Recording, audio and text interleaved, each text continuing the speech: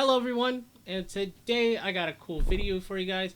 In today's video, we're going to be talking about how to use the Forgotten Hall slash Memory of Chaos. How do we use the Memory of Chaos, and how do we use it to figure out things in the game? I know the Memory of Chaos, if you want to unlock the Memory of Chaos, if you play through the story, you'll just magically get it unlocked. It will come to the train, and there's a little missions you have to do to unlock it. But once you do, you will have in-game, supposedly in-game, unlocked for the foreseeable future of getting Stellar Jades and everything like that.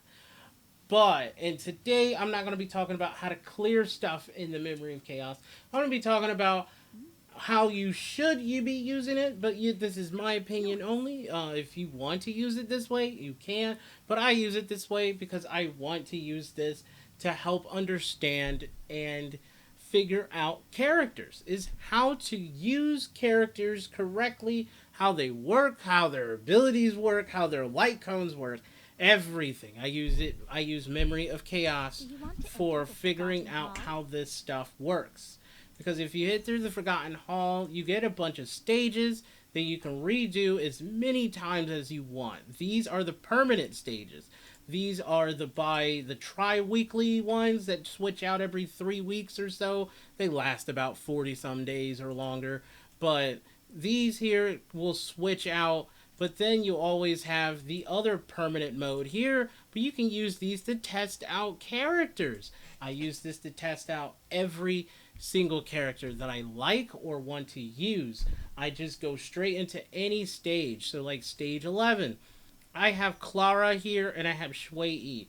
I will go into this stage knowing full well that I wanted to test these characters out because I like using Clara. I use her as... Clara is a follow-up attack user. If you go to her skills and everything, not her skills, but her target ahead. Talent says she does counters whenever she gets hits.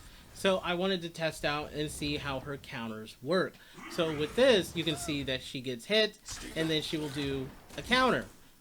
And then, because I really want her to get hit a lot, so I leveled up her, upgraded her gear in a specific way to a point where she is slow. She has base 90 speed. If you click on the ability and click on talent, you can see where it says counter, and it's an effect that automatically triggers when attack. Counter is also considered a follow-up attack, so she is a follow-up attacker.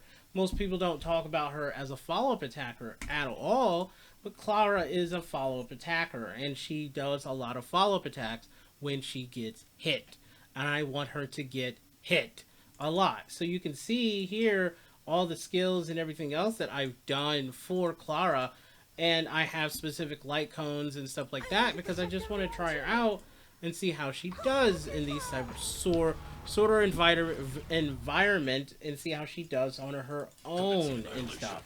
So you can see how it goes about with testing characters. So look, she can beat this whole thing by herself. By herself, she can beat that. There it goes. Got a crit of did 25,000. She can do that by herself. Shui is a little different. We can even try it here, but it doesn't matter because I just wanted to test and see if they can actually do this by themselves. Like Shui can do this by herself too.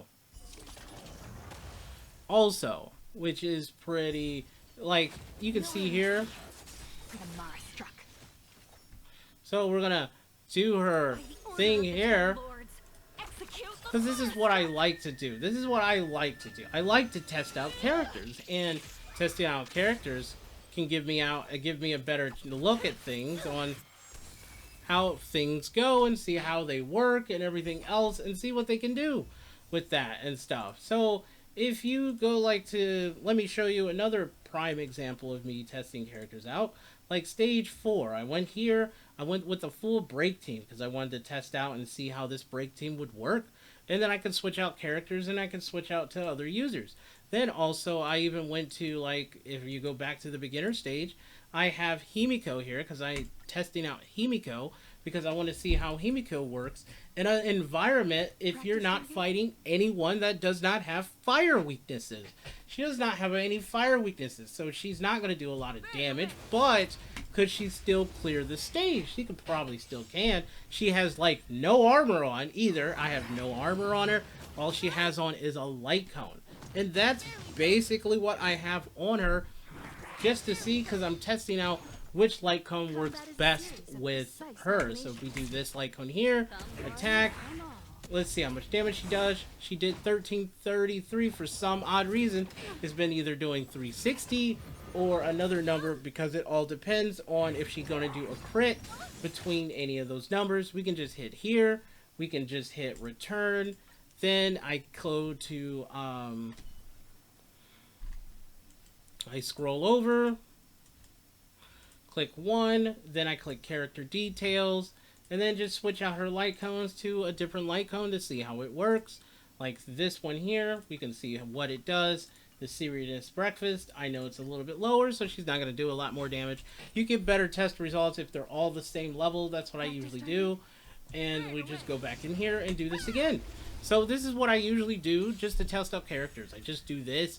And also I wanted to see how would she work with getting a fire weakness on. Like there's another stage I can show you real quick before I end this video. So look, so now we're going to just do here, do the same amount of damage. It's probably going to be a little bit less. Yeah, it's 1095 because it's not really a good benchmark to test this out on. But let's say, what was it? Is it stage 15? It is stage 15. So right here we have a two-party team of Firefly and Himiko. I will show you right now. I will show you what she has. This is what Firefly has on. Okay, this is all with Firefly. Himiko has a single light cone. Traces are all level 1. Nothing on. 0 relics. 0 eidolons. All of that. We hit memory, and now we're just going to test this out and see what Himiko can do. And while using Firefly to give out the fire weakness buff, and see if we can clear the first half with just these two. And Himiko does not have anything. So this is what I usually do, is testing characters. I could sit for hours testing out characters because it is fun testing characters out and figuring out what they do and how they work. So you can see with the fire weakness added, she was able to do her thing.